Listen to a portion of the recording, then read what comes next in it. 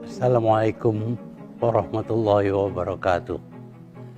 Tuan-tuan, puan-puan, saudara-saudari sekalian, izinkan saya menjelaskan sedikit berkenaan dengan peristiwa yang baru berlaku, yang mana percubaan dibuat untuk pecat saya daripada parti saya.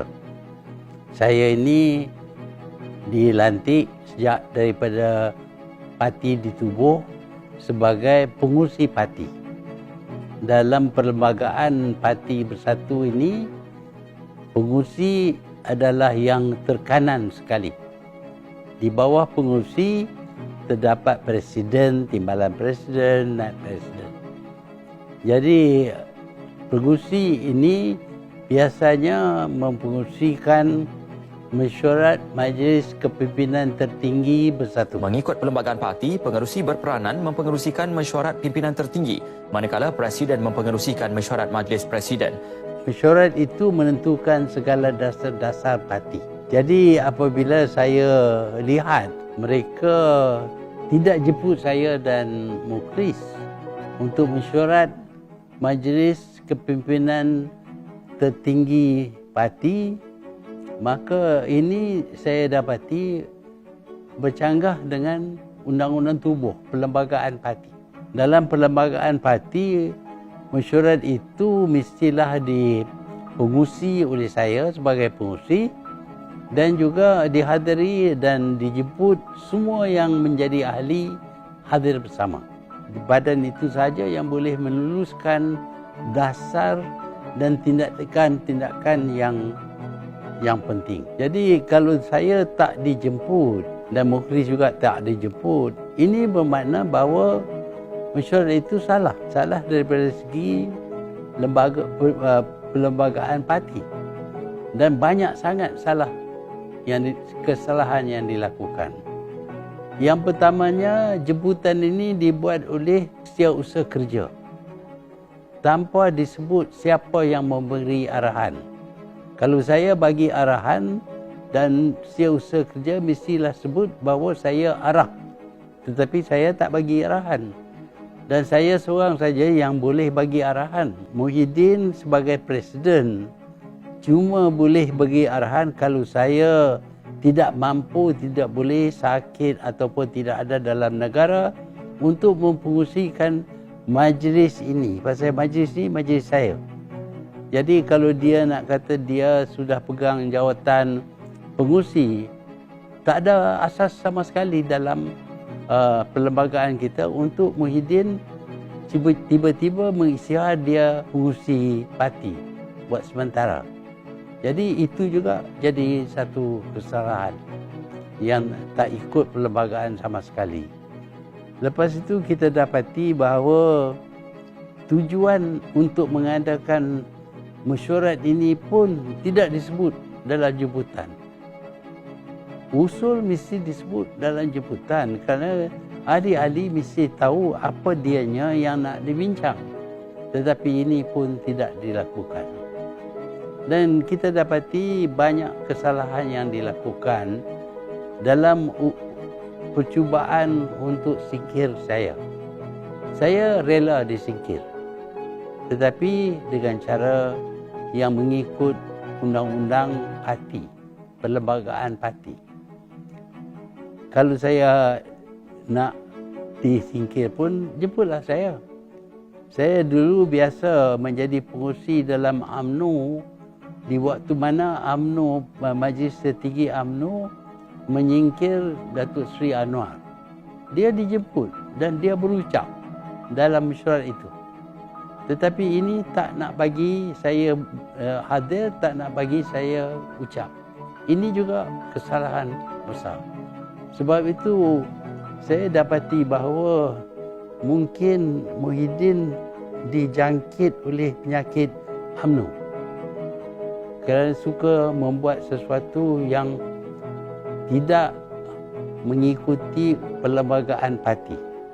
Umpamanya, dia masih anggap bahawa Hamzah adalah setiausaha parti. Hamzah tak boleh jadi setiausaha parti. kalau dia nak dilantik pun kena ada rundingan dengan saya mengikut perlembagaan. Tetapi majlis kepimpinan tertinggi parti telah buat syarat bagi orang UMNO yang masuk Parti Bersatu.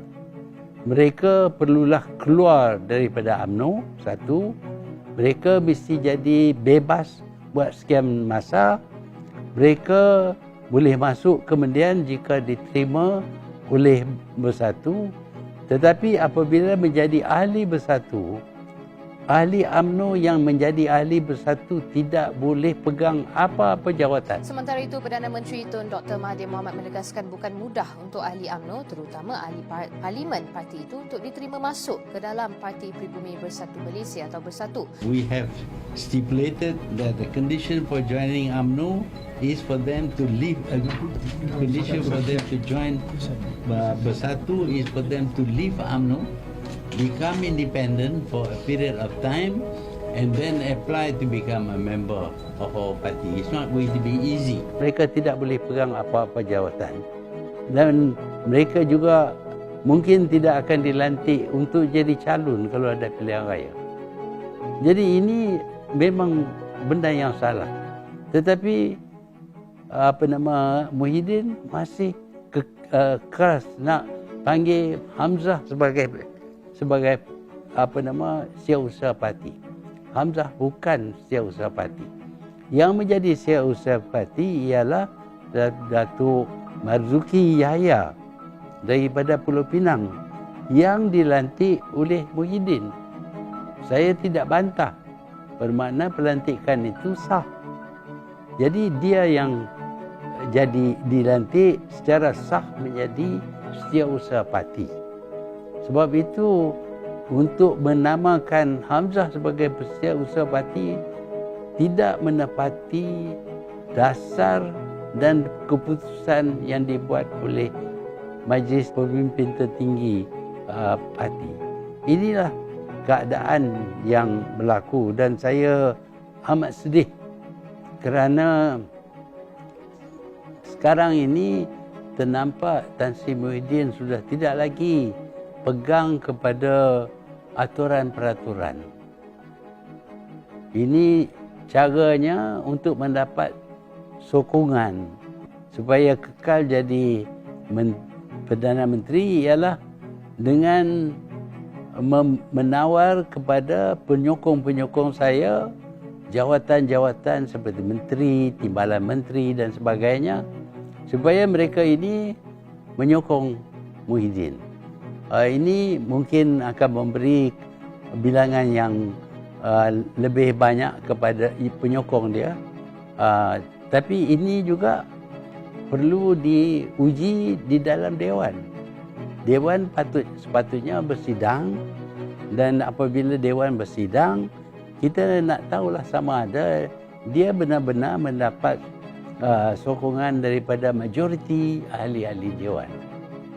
Itu caranya. Orang yang menyokongnya memang orang yang ditawar jawatan-jawatan tertentu.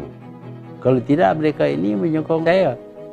Saya amat sedih dengan perkara yang berlaku ini kerana saya bersama dengan Muhyiddin sama-sama menubuh Parti Bersatu. Tindakan Muhyiddin sekarang ini nampak akan menyebabkan Parti Bersatu ini hancur. Kerana kalau diadakan pilihan raya hari ini, kalaulah dia kalah, dia tak jadi Perdana Menteri dan Dewan dibubar dan kita ada pilihan raya, maka Parti Bersatu ini akan hancur. Kerana kita tidak dapat sokongan daripada Pakatan Harapan dan kita juga tidak dapat sokongan daripada parti yang kalah, iaitu UMNO. Jadi tinggal tergantung-gantung Parti Bersatu ini, tak ada siapa pun sokong. Dan dengan itu akan hancurlah parti ini. Inilah yang berlaku sekarang ini oleh kerana Muhyiddin tidak mengikuti perlembagaan parti yang menentukan bahawa hanya Majlis kepimpinan tertinggi parti saja yang boleh buat dasar dan keputusan yang besar, yang serius kepada parti. Inilah yang saya terpaksa jelaskan. Saya harap penjelasan ini kalau tak dipercayai boleh buat selidik. Walaupun saya bukanlah orang yang nak berhempas pulas nak jadi Perdana Menteri. Saya dah jadi Perdana Menteri 2 kali dah. Tetapi saya nak lihat supaya apabila kita ada undang-undang, kita patuh kepada undang-undang. Sekian, terima kasih.